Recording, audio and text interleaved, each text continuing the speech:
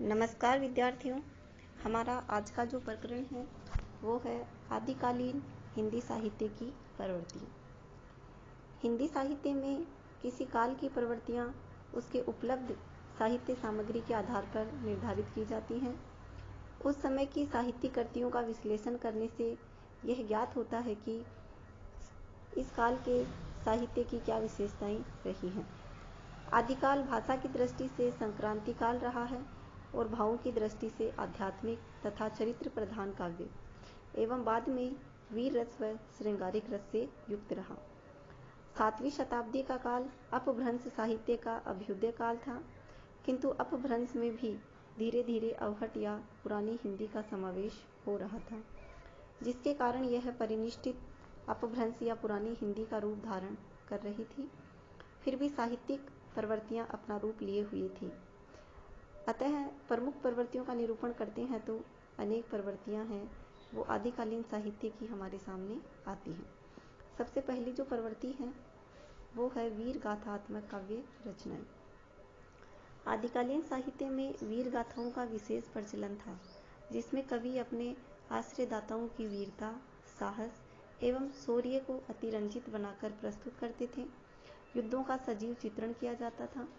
इन युद्धों का कारण नारी सौंदर्य या साम्राज्य विस्तार की लालसा रहती थी। राज्यों को विजय करके अपने साम्राज्य में मिलाना एवं शक्ति का विस्तार करना था। आश्रयदाताओं को प्रसन्न करने के लिए कविगण उनकी प्रशंसा को अतिशयोक्तिपूर्ण ढंग से वर्णित करते थे। इस काल का रासो साहित्य इसका प्रमाण है। इसलिए आचार्य रामचंद्र शुक्ल ने इस काल का नाम वीर गाथा काल रखा। अगली जो विशेषता है वो है युद्धों का सजीव वर्णन। रासो ग्रंथों में किए गए युद्ध वर्णन सजीव प्रतीत होते हैं।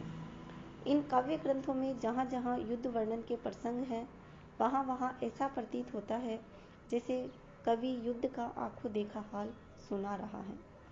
चारण कवि कलम के ही नहीं तलवार के भी धनी थे और अवसर पड़ने पर अपने अपने आश्रयदाता के साथ रण क्षेत्र में जाकर तलवार के हाथ भी दिखाते थे। युद्ध के दृश्यों को उन्होंने अपनी आंखों से देखा था।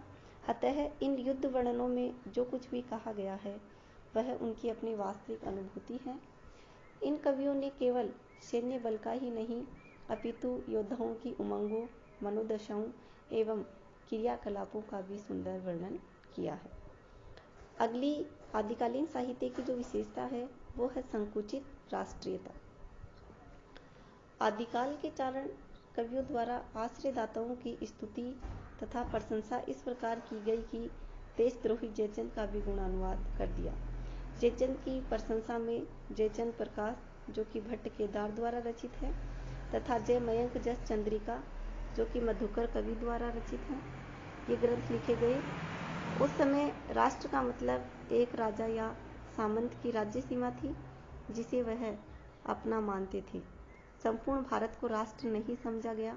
इसी कारण पृथ्वीराज चौहान को शहाबुद्दीन गोरी ने परास्त किया। आदिकालीन हिंदी साहित्य की जो अगली विशेषता है वो है लोक भाषा साहित्य। 7वीं शताब्दी से 10वीं शताब्दी की अपभ्रंश लोक भाषा के रूप में प्रचलित रही। इस समय के सिद्धाचार्यों, जैनाचार्यों एवं नाथ संप्रदाय के अनुयायियों ने लोक भाषा में ही अपनी रचनाएं प्रस्तुत की, जिसमें कर्मकांड, आडंबर व ब्राह्मण मत का विरोधी स्वर उभर कर आया और जनता में नई चेतना जागृत हुई। डॉक्टर हजारी प्रसाद द्विवेदी ने लिखा है कि साहित्य में प्रधान रूप से इस समय का साहित्य धार्मिक है। इसमें सहज जीवन पर, आंतरिक सूचिता पर और सच्चाई के जीवन पर अधिक जोर दिया गया। आदिकालीन हिंदी साहित्य की जो अगली प्रवृत्ति है वो है वीर और श्रृंगार रस का समन्वय। इस समय की साहित्यिक रचनाओं से ज्ञात होता है कि कवि वीर रस और श्रृंगार रस को साथ साथ लिख रहे थे। इस समय के कई युद्ध साम्राज्य विस्तार के साथ नारी सौंदर्य की लालसा में भी लड़े गए थे। रणथंबोर का युद्ध 1301 ईस्वी में हम्मीर और अलाउद्दीन खिलजी के बीच हुआ। हम्मीर रासों और खुमान रासों में भी वीर रस के साथ श्रृंगार रस की अभिव्यक्ति हुई है। पृथ्वीराज रासों में भी नारी सौंदर्य का चित्रण है। बीसलदेव रासों में तो विप्रलंब श्रृंगार का सुंदर निर्वाह किया गया है। कीर्तिलता और कीर्ति पताका भी वीरस की कृति है। तो विद्यापति पदावली में अद्भुत नारी सौंदर्य की छटा दिखाई देती है।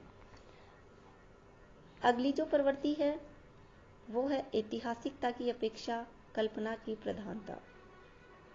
राज्याश्रित कवियों का लक्ष्य राजा की प्रशंसा करना था। उनकी दृष्टि में ऐतिहासिकता गौण थी। वे अपनी प्रतिभा को मात्र पोषित करते थे, प्रकट नहीं। इसलिए उनके कवित्व के प्रदर्शन में केवल उनका स्वार्थमय जीवन निर्वाह का उद्देश्य रहता था। राजा को कल्पना लोक में विचरण कराते रहते और वास्तविकता से दूर रखते थे तथा अतिशोक्ति युक्त वर्णन करके आश्रयदाता को प्रसन्न रखते थे। यही इन कवियों का उद्देश्य था। आदिकालीन हिंदी साहित्य की जो अगली प्रवृत्ति है वो है प्रबंध एवं मुक्तक गीत। आदिकालीन काव्य दो रूपों में मिलता है। पहला प्रबंध काव्य जो चरित काव्य के रूप में चित्रित होते थे, जैसे जैन साहित्य में चरित काव्यों की परंपरा रही है, तथा प्रबंध काव्य वीर गाथा के रूप में पृथ्वीराज रासो तथा दूसरा मुक्तक गीति काव्य बीसलदेव रासो वर्णित है। आदिकालीन साहित्य की जो अंतिम विशेषता है वो है डिंगल भाषा युक्त काव्य। आदिकाल को शुक्ल जी ने वीरगाथा काल इसी डिंगल भाषा में रचित रासो साहित्य के कारण कहा है। इस काल में राजस्थानी भाषा में जो साहित्य रचा गया वह डिंगल भाषा का साहित्य है। इस प्रकार आदिकालीन साहित्य की प्रवृत्तियों में सिद्धों की वाणी, जैनाचार्यों के चरित काव्य, धार्मिक सिद्धांत, साधना पद्धति, वीर एवं श्रृंगार रस से युक्त प्रबंध एवं मुक्त गीति काव्य, अपभ्रंश, अवहट एवं डिंगल भाषा में रचित काव्य है। इसमें दोहा, सोरठा छंद का बाहुल्य है, जिसका उद्देश्य लोक चेतना, लोक रंजन ही प्रमुख रहा है। जिसमें फागु, चरचरी, खुसरो की पहेलियां तथा रासो काव्यों में युद्धों का चित्रण तथा श्रृंगार रस विशेष रूप से देखने को मिलता है। बीसलदेव रासो एवं संदेश रासो में विप्रलंब श्रृंगार रस देखने को मिलता है। छंदों में दोहा और सोरठा के साथ छप्पे, अरिल, उलाला का प्रयोग हुआ है। ये थी हमारी आदिकालीन साहित्य की प्रमुख प्रवृत्तियाँ और आज की इस वीडियो में इतना ही। धन्यवाद।